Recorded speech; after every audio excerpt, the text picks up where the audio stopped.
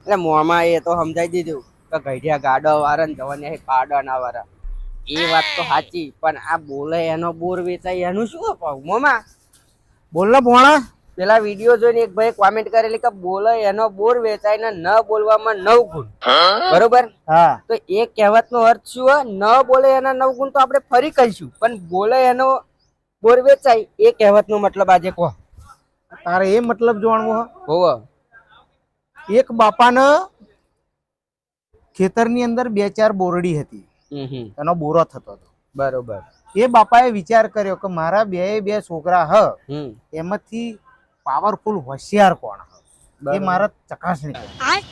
તો પહેલા દિવસે બોર લાવી અને મોટા છોકરાને આલ્યો કે લે ભાઈ આ બોર તું વેચીને આય, આજે કેટલો બોરો વેચો હું એ હું જોઉં. એટલે મોટો છોકરો સવારથી જો વાજા પાછો આવ્યો અને પછી કે બાપા આ બોરો આટલો વધ્યો અને 50 રૂપિયાનો બોર હું વેચી આવ્યો.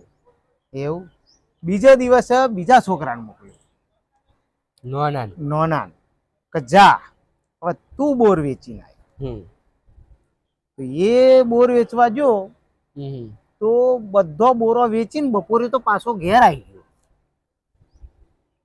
તારો મોટો છોકરો બાપાની બાજુમાં જ બેઠેલો. એટલે બાપાએ પૂછ્યું કે આજે તું શું કર્યું? તો કે હું બધો બોર વેચીને આવ્યો.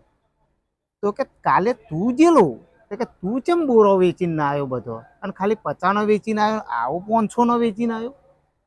તો કે હું હતો તે બોરો લઈને જો અને સ્કૂલની આગળ જઈને ઊભો રહ્યો અને બોરો મૂકી દીધો અને પછી બેસી રહ્યો કે જેને બોરો જોઈતો હશે એ આવીને લઈ જશે.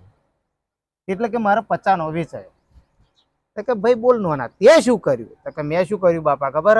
બોરો મૂકી દીધો અને પછી ઊભો રહ્યો. જેવી રિસેસ પડી એટલે મેં બૂમો પાડવા માંડી, ખાટો મીઠો બોરો લે લો, ચણી બોર લે લો, તાજો બોર લે લો, તાજો બોર લે લો, આજે જ તોડ્યો હોય તાજો બોર લે લો, ખાટો મીઠો બોર લે. તો છોકરાનો તો ઢગલો થઈ ગયો. સાચી વાત. અને પછી ઢગલો થઈ ગયો માર તો બોર વેચાઈ ગયો. એટલામાં વેચાઈ ગયો તો કે હા.